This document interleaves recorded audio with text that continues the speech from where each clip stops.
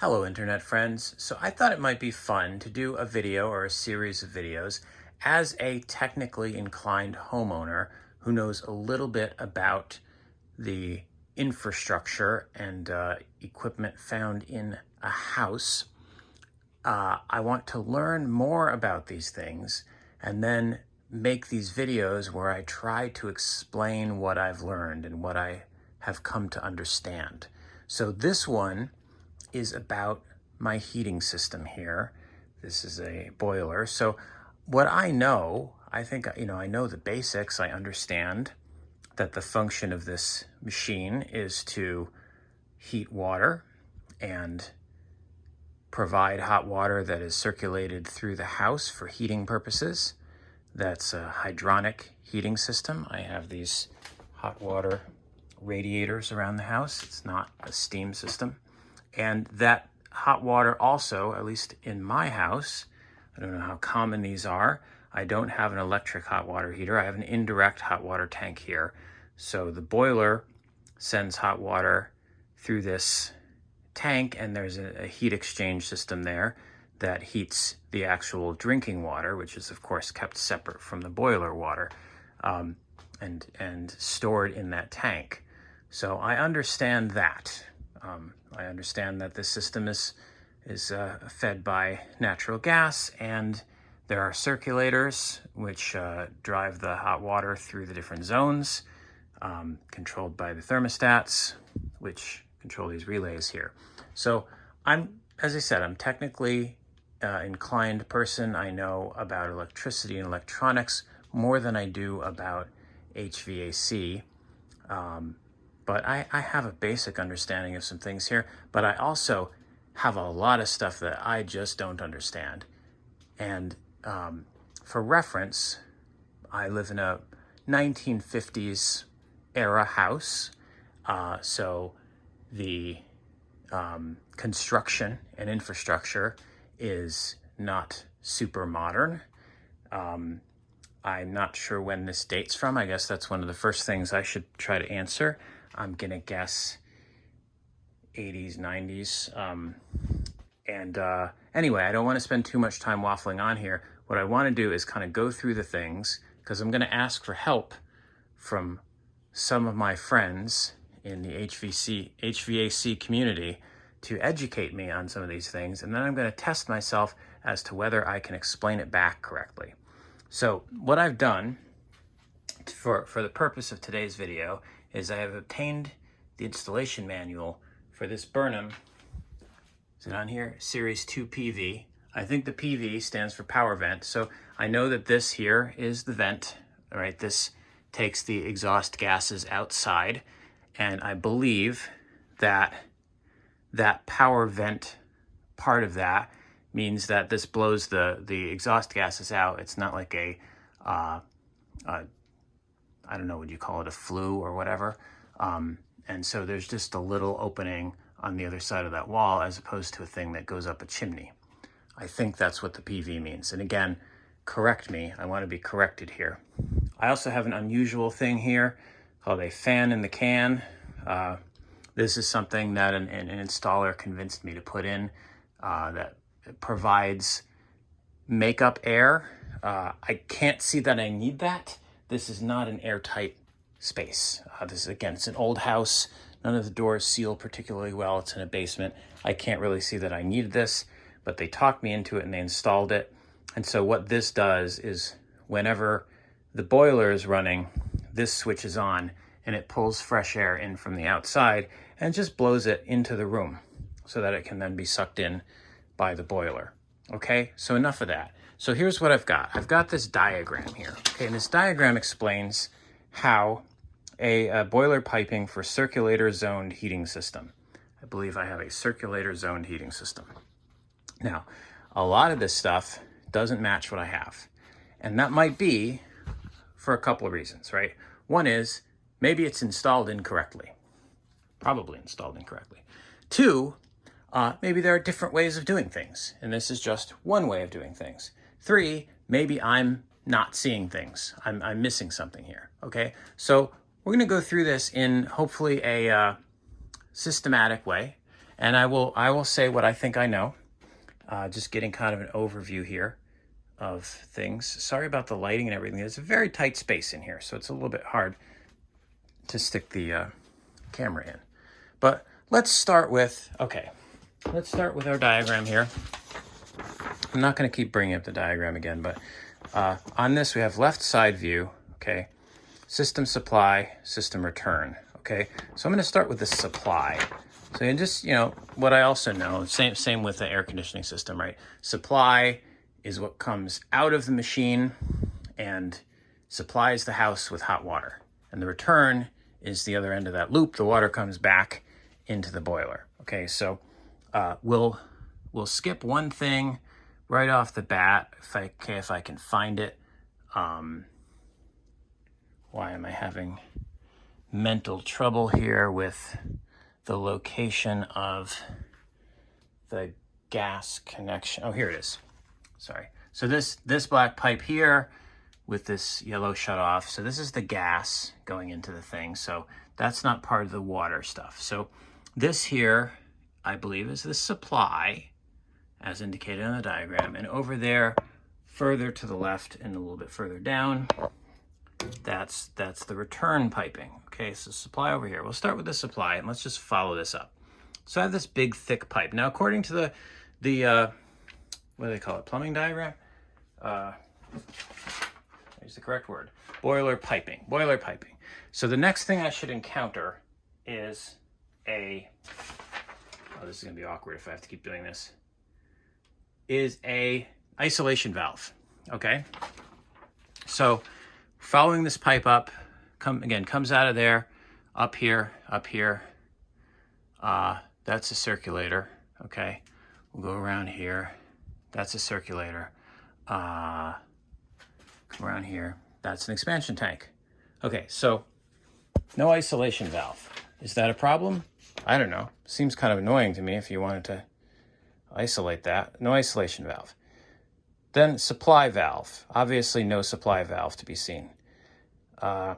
Bypass valve. Now there appears to be a bypass valve that can be used to control, I guess, letting water from the return into the supply. But that is, I don't see any connection between those two either. So we'll continue following this along. Ball valve, full port, don't see that. And then finally we get to the expansion tank. Okay, so expansion tank, yes, clearly I do have an expansion tank and it is here. Now, that's the end of it. Now on their diagram here, they also have more stuff. There's a pressure reducing valve, shut-off valve, a check valve, connected to the cold water supply. So that connection clearly is not here. Now it may be somewhere else and maybe that's fine, but why is it not hooked up that way? Also note, we have an air scoop and an air vent. Again, unless I'm missing something, there is very little here. That just comes straight out, comes up here, tees off a couple different places, goes through here. No air scoop, no air vent. I believe the purpose of that is to remove air from the circulating system to prevent, noise and probably bad functioning. Okay, so then we finally get to something that does exist in here, which is circulators. So we've got on here one circulator, two circulator, and then there is a flow check. I guess that's maybe the same as what do they call it on here? Flow control valve. I'm assuming that the purpose of this is to only allow the water to flow in one direction.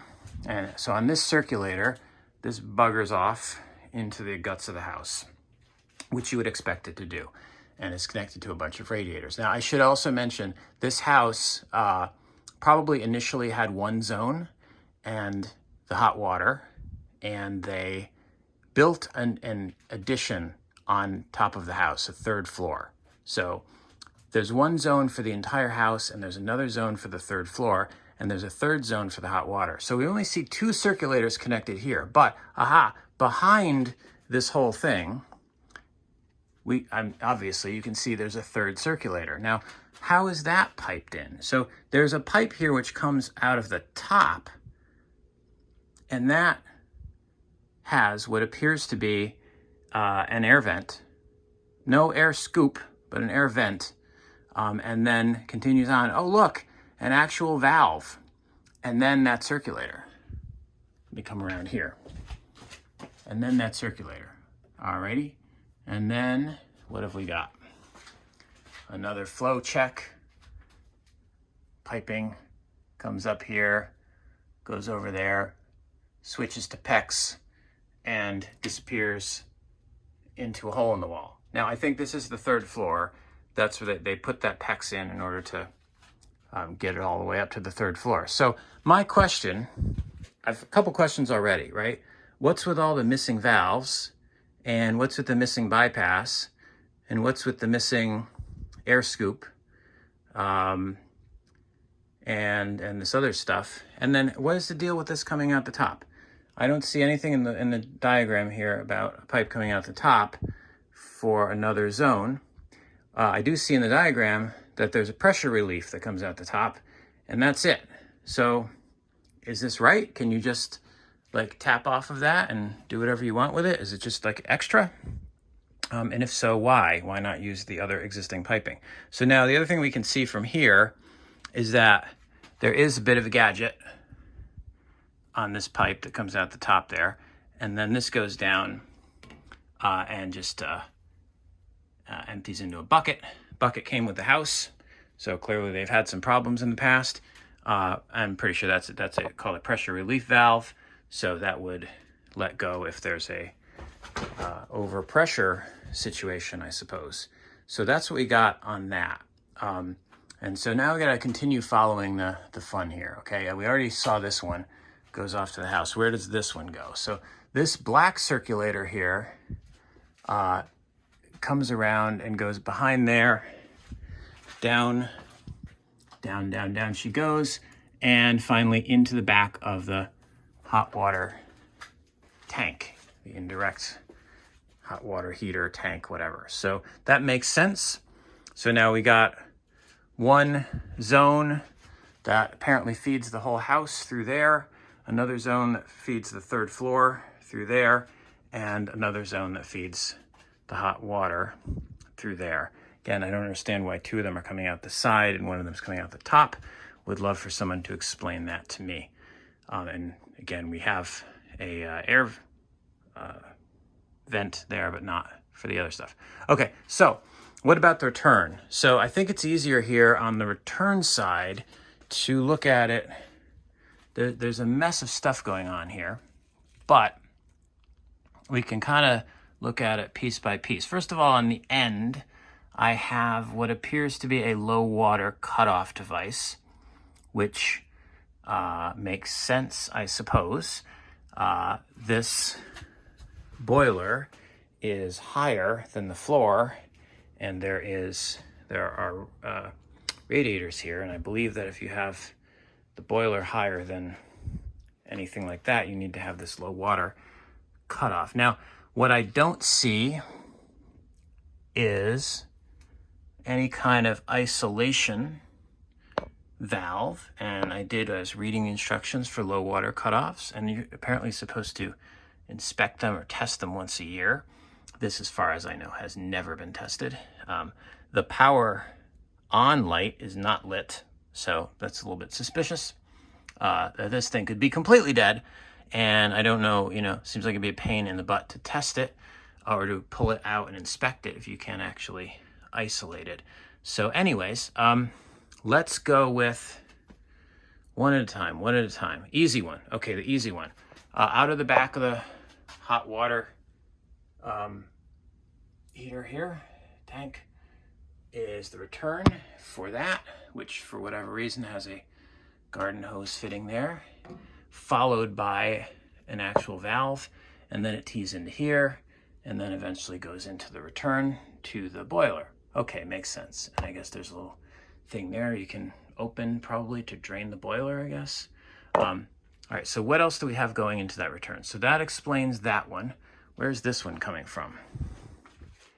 Okie dokie. So if we follow this sort of backwards, I can say that I have a couple things going on here. let's do it in a different order because reasons. Okay, so this pipe, let me point it out, this pipe here that has this sort of fleckings of green on it appears to be a return from somewhere. Comes through a hole in the wall there and comes over here, makes a 90-degree turn downward, a bunch of other stuff connected in with it, but if we just keep following that, goes over here, goes over there, and that's teed into the return that we already saw. So we got to back up now and look at all of these different junctions and things here on our way because there's a bunch of stuff going on. So again, that's coming down here, but now what do we got over there behind it? Let's look over here. So we got this one, just following it back for now, comes in through a hole in the wall there, that red PEX. It's got a little coupling there. Always places for something to go wrong. Is that dripping? No, it's just shiny. Okay. Interesting. What's that? Oh, okay, that must be a radiator somewhere. So that's kind of tied in there. And then this continues along the way. Couples back onto the copper, and then that's what goes in here and tees in along with that. Alrighty. Then down here we have a device which is labeled a flow T. And if we follow it there, this is a little complicated, goes down here to the floor where there is a garden hose fitting again. But if you look, hard to see, you see behind there, there's a little dark, sorry about the camera work, it's really hard. But I'll tell you what that is. It's a pipe that goes around. You can see it there underneath the wall and around here and around here and around here. So that's the return from the basement radiators. So that goes like, makes its way around and around and around, is connected there to that place where you see the garden hose thing, comes up in this case, and then goes into this flow T thing. None of the other T's have one of those that I can tell. No, that's just a regular pipe T, so I don't know why. Again, another question to add to the list. Why this there and not in other places? Maybe because of the level, because that's lower. I don't know. But anyway, that ties in there. Okay, so we're getting places. So we have like a lot of stuff coming back from various different places. I guess, you know, looking at this diagram, you'd get the impression that one zone goes out and then comes in. But I guess one zone goes out, splits out around the house, and then comes back in 1,000 different places for, I guess, convenience of the piping. And then there's one more thing I think we can talk about here, which is this guy. So also, you know, that's part of that return piping, right? But if we look up here, we've got something interesting. Does this have a name? I can't read it. I can't read that. Maybe it'll be on the video, but it's got an arrow on it. And if we follow that back, there's kind of two things going on. This is I believe a backflow preventer, BBFP. And this pipe that comes out the side just goes down here and opens up. So that's either air to allow the backflow preventer to work, or it dumps out to prevent the backflow. If it tries to go back, it would come out that pipe instead. I don't know, pressure, something. But either way, that seems to be a backflow preventer. And then, so if you follow it up here, there's a valve, and then this is all tied into my house's cold water supply coming from over there. So this obviously is a way to feed cold water into, I guess, fill the boiler through the return. So kind of makes sense, I suppose. So yeah, I think, did I cover everything? I think I covered everything. that's the plumbing side of the arrangement that I'm aware of. And then, of course, coming out of the hot water here, the domestic hot water, we got that'll be cold in and hot out, kind of obvious stuff. Yeah, so I really, am I missing a whole bunch of valves that I really ought to have? How important is that? Bypass valve, is that necessary? The valves around the expansion tank, the air scoop. I guess my cold water comes in a different place. I mean, I have an expansion tank here connected to this part, but what about this stuff coming up here? There's no expansion tank there. Is that a problem? And so on and so on and so on. Or is this perfectly normal and this is just the way boilers are plumbed in, and especially ones that have been added onto over a period of time? So I'd be interested in thoughts, opinions, knowledge. I kind of want to see if there's a date plate on here that we can give you a little more data. I'm not covering the inside today. I think I'm going to do the inside on a completely separate video, but here's all the deets on my boiler. I see 2003 on there, so I was way off by decades. So this is not from the 80s or 90s. This is a 2003 device.